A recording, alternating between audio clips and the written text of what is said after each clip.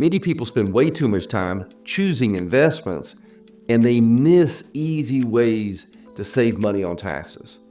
So in this video, I'm going to go over 9 different ways you can easily save $10,000 or more in taxes. Our tax system is a progressive tax system, so the more money you make, the more taxes you pay. The most recent brackets are instituted under the Tax Cuts and Jobs Act and have lower rates in each step. That's why most people pay less in taxes in the recent years.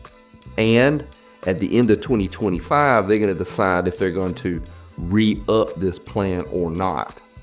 But this is how it is in 2025 currently. Ordinary income covers wages, most IRA withdrawals, pension income, and interest income. What most people make a mistake on is thinking that as soon as they fall into a bracket, that all the money they make in that bracket is taxed at that rate, and that's not true. Only the income in that bracket is taxed at that rate. So ideally what you would like to do is go right up to the edge of that bracket and stop. So you want to do tax planning in a way that reduces you going up into other brackets. And there are steeper steps in each bracket. There's specific areas where the tax brackets jump up quite a bit, and that's from 0 to 10%, from 12 to 22%, and from 24 to 32%. So ideally speaking, what you want to do is get right up against that next bracket without going over. Now let's go over how capital gains taxes work. If you bought an investment at $10 and sold it at $15, you made a $5 profit, and that's your capital gain. As long as you held that investment for at least 1 year, that would be a long-term capital gain. And these are the long-term capital gains brackets. And they're lower than ordinary income brackets because what the government wants to do is have you reinvest back into the economy. So ideally speaking, it would be better to pay capital gains taxes than ordinary income taxes. Now that we know how ordinary income tax brackets work and capital gains taxes work, let's go over some specific examples on how you can save $10,000 or more in taxes. I had a client call me up and ask me, "Hey, Jeremy, I need to buy a car." "Okay, how much for the car?" And she said $30,000. All right, great. Because we know her whole financial picture, I said, "Hey, let's call her Ann." I said, "Hey, Ann, how much would it take for you to borrow the money for the car?" And she says, "I didn't ask to do that because I know I got the money with you." I said, "Yes, you do, but all of your money is in a pre-tax IRA account, okay? So if you take the money out of the account, it's going to be taxable." And with the way her tax bracket was, remember those stair steps I mentioned to you earlier? If she took $30,000 out for that vehicle, it would push her from a 12% tax bracket to a 22% tax bracket. So what she decided to do was borrow the money at 3%. Now remember, this was a few years back. And what we did was we set up an automatic withdrawal from her account to pay that bill. Now, she had to pay a little bit of taxes on that withdrawal every month, but it prevented her from jumping up with taking out a lump sum into the 22% bracket. I had another client of mine who had $500,000 in one stock, and the cost basis was only $100,000. Now, she had almost no other income to speak of. And knowing those two pieces of information, can you see where I might be going with this? You're right. Capital gains taxes. As you remember from the previous slide, there's a certain dollar amount that you can make and pay no capital gains tax. She was married filing jointly, and I knew all of this, but I wanted to confirm it with her CPA. So we got on the phone with her and her CPA, did a 3-way call, and went over, hey, this is the cost basis, this is the capital gain as the way I see it. Loop it in the CPA, hey, can we sell this and pay no capital gains taxes? Yes, and that's exactly what we did. And we were able to sell $60,000 worth of stock and pay no capital gains tax. Many times retirees miss this. You may have a very low income year. Normally that's after retirement. And those times are really good times for tax planning. You may be able to take capital gains and pay zero taxes. Paying zero capital gains tax is way better than deferring tax because you're already claiming it and paying zero. Had another client, had a low cost basis stock, and they needed money for Christmas toward the end of the year. And she says, hey, I want to sell my stock and do some Christmas trips and things like that. I'm like, fantastic. Knowing her situation, she was in a lower tax bracket. What we decided to do was sell part of the stock, borrow the rest, wait until January to sell the rest of it so she could spread the capital gains over 2 years. Let me tell you a little bit about charitable contributions and charitable deductions. Many people give money to charity and it doesn't affect them tax-wise because the dollar amount they give is so small, it doesn't overcome their standard deduction. One thing people can do is a donor advised fund. And what a donor advised fund is a charitable account that you donate money into and you hold it there and you can dole it out to whatever charity you see fit as long as it's a legitimate 501c3 organization.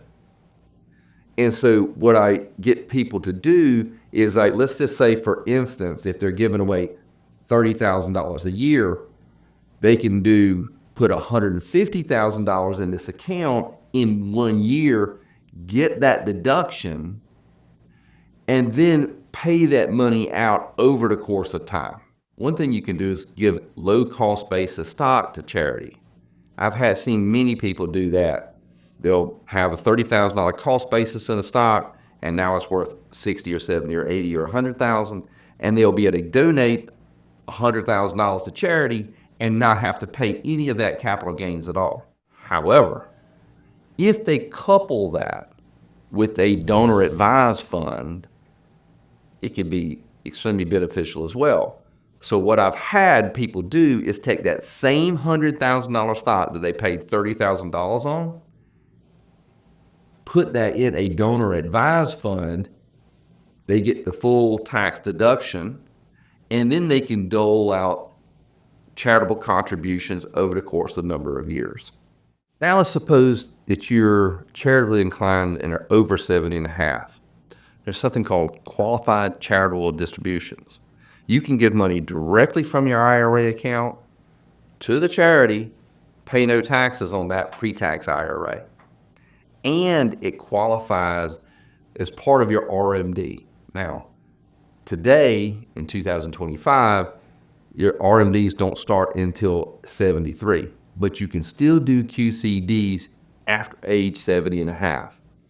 That's a very beneficial way typically to give money to charity because you're getting 100% deduction by giving money directly to charity and paying zero taxes on that. Had another client of mine who was wanting to spend a lot of money rebuilding his house because he had this house. His house was one that flooded in 2015. You remember all those floods that happened then? And he was up in his 70s, not in the greatest of health, but it was more of a passion project for him. And he had a low cost basis stock.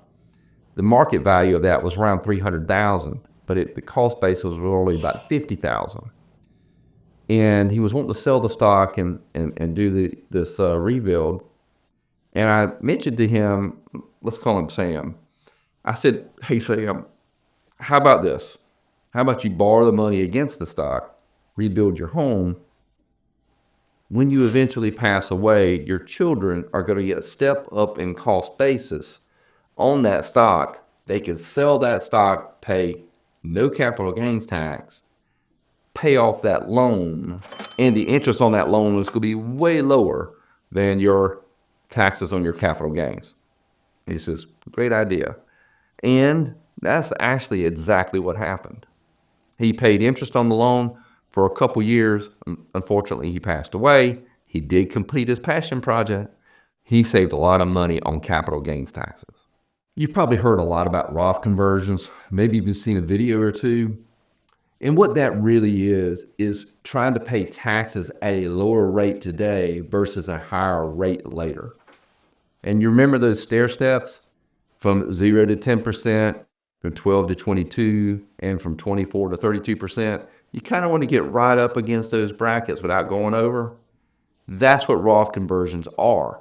And if you're working with somebody, what we tend to do, we loop in the CPA, their attorney, and we get their tax return, and we really think about things in the overall picture and try to help the client pay taxes at a lower rate each and every year to minimize their lifetime taxes. Now, if you do that right, potentially, you could save hundreds of thousands of dollars in taxes. Another problem I see a lot of people have is they don't have their accounts titled properly. So when one client passes away, the person to inherit the account doesn't get the step up in cost basis they could have gotten. Let me give you an example.